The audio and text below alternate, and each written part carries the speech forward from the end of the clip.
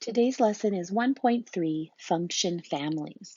Today we're going to talk about uh, 6 of our main function families, their parent function, what their graph of their parent function looks like, and some of their characteristics. Let's go ahead and get started with our linear functions. The parent function for our linears is y equals x. The graph of this function will go through the origin and will appear to be a straight line. Okay, it will always be orientated in this direction. Some characteristics about my linear function is that we oftentimes see it written in the slope-intercept form, which is, of course, y equals mx plus b, where m is our slope and b is our y-intercept. Hence the name slope-intercept form. Now remember, to do the slope, you would just go your rise over your run, and then this right here would be my y-intercept, where the graph is touching the y-axis. We also have something called the point slope form. This one, if you can guess, contains a point and the slope. You might have seen it. Let me go ahead, raise that up. Y minus y1 equals m times x minus x1, where of course, once again, m is the slope and x1 comma y1 is my point on the graph. It's just an ordered pair on the graph. All right, let's go on to the next function family, which is my quadratic function family. The parent function for this graph would be y equals x squared. The graph of this function would look something like this. Oh, almost. Hold on. Let me see. It went too much on me. Let me see. There we go. Oh, it keeps pulling up too much.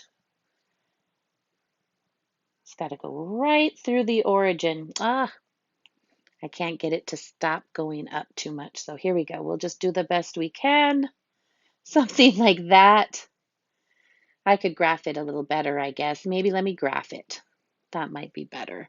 So it's going to have a point right here, and then it's going to mirror itself from side to side. 3 squared is 9. Oops, I messed up on that one. Let me move that one.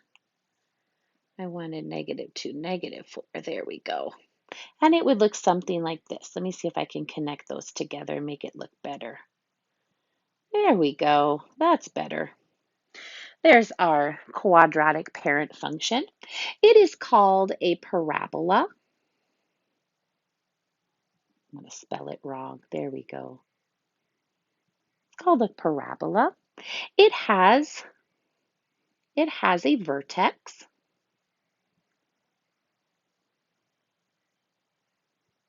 which happens to be a max or a min, depending on the orientation of your parabola.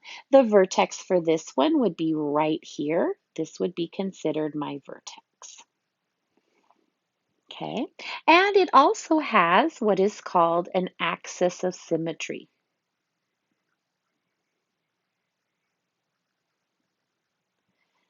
what's happening on the left side of the graph is the same as what's happening on the right side of the graph. Right through the vertex is our axis of symmetry, so that the point 1, 1 is mirrored on the other side at -1, +1.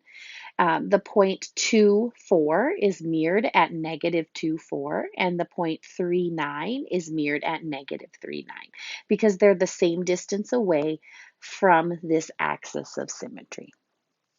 A lot of times you see the axis of symmetry written like this, capital A, lowercase o, capital S. It's one way that we like to write the axis of symmetry. All right, our next quadratic function family are the cubic functions. These functions' parent function looks like y equals x squared, or sorry, no, we already did the squared, x cubed. And let me see, I don't know, but let me see. It should look something like this, the parent function's graph. No, it's not gonna. I'll do the best I can. There we go. Something like this. It's gonna curve a little bit through the origin there. Let me see. I think I can make that a little bit better. It's a little bit more of a curve. There we go. That looks better. Some characteristics of this graph. It does not contain negative or fractional exponents. There's other graphs that do. It has what is called a rotational symmetry.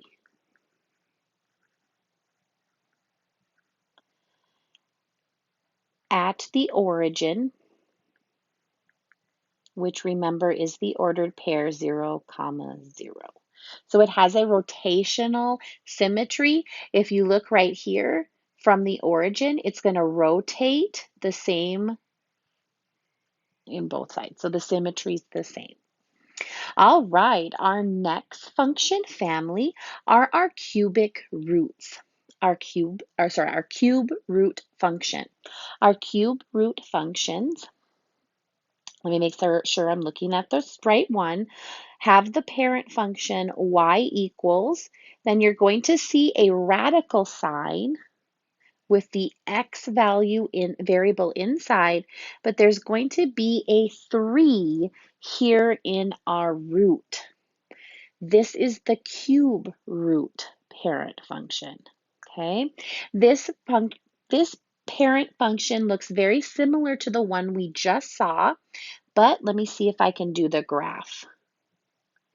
It's going to do something like this. So very similar, notice, it's just kind of switched around a little bit. All right, some characteristics of this one. Let's talk about the domain and the range. So the domain and range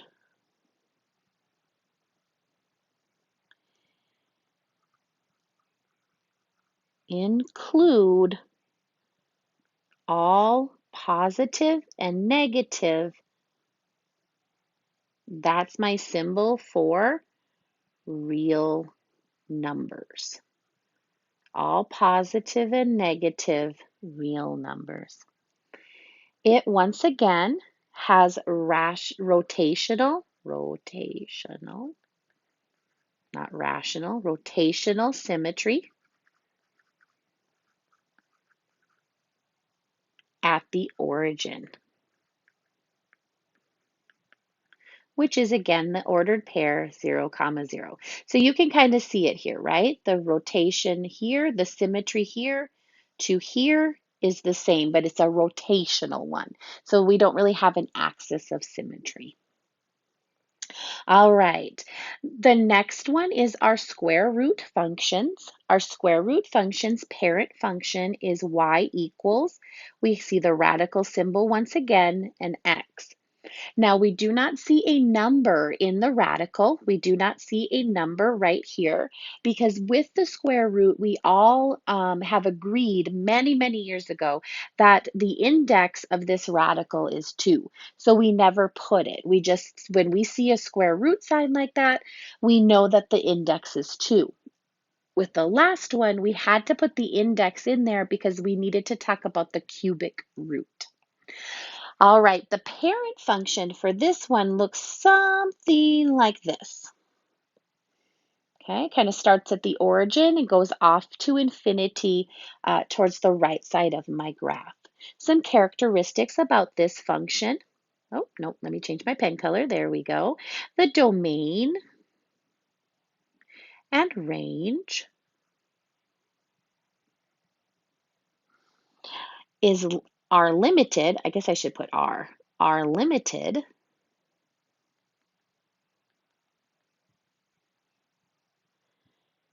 to my real numbers greater than or equal to 0. Okay, we can't have any negatives. We cannot do a negative square root. You can try, but we're going to learn later in the course that when we have a negative square root, we end up with what are called imaginary numbers. And so they're just not there. So we're sticking to real numbers greater than or equal to 0. All right, it is defined as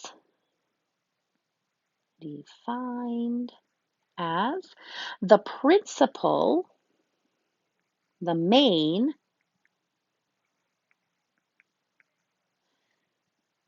principal root. And we always have positive roots. We can never put a negative number underneath that square root. All right, the last function family that we're going to talk about in Algebra 2 are the absolute value functions. The parent function for the absolute value is y equals the absolute value of x. Okay, these are not the number ones. These are this is the absolute value sign. We're going to talk about the absolute value in just a minute. We'll talk about it in its characteristics. But the absolute value function makes a line heading this way and makes a line heading this way. Where the quadratic graph, the parabola, looks like the letter U, the absolute value function looks like the letter V. Okay, it comes down to more of a precise point. And then let's go ahead and talk about the characteristics. Okay, so just some things to remember. The absolute value,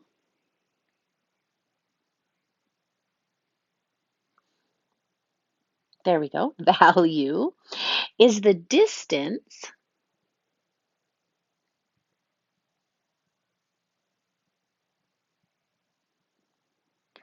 from zero. From zero, that number right there, a number is.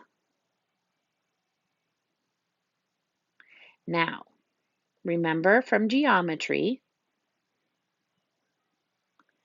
distance, my good buddy distance, cannot be negative. So whatever number I put into the absolute value, +3, it comes out positive. If I throw in -3, it's going to come out +3. No matter what I throw in there, -5 is 5. 7 is 7. Okay, it doesn't change the sign. It does not change the sign. It only changes the sign if it's negative when it goes in, because whatever's in there needs to become positive. That's what these absolute value brackets do. Okay, so I end up with -20. My answer is 20. Okay, I'm 20 spaces from 0. in my that my number's 20 spaces from 0. Okay, the graph itself has a vertex. And once again, depending on the orientation, it can be a maximum or it can be a minimum. It can be a max or a min, depending. And you've probably already guessed, but this point right here would be considered my vertex, just like in the quadratic. And just like the quadratic, the last thing I want to talk about is that the absolute value does have a line of symmetry. I don't know why they don't call it an axis of symmetry because it pretty much does the same thing. It goes right through here, and your points are going to be the same distance away, right? 1 to 1. Everybody's going to match up.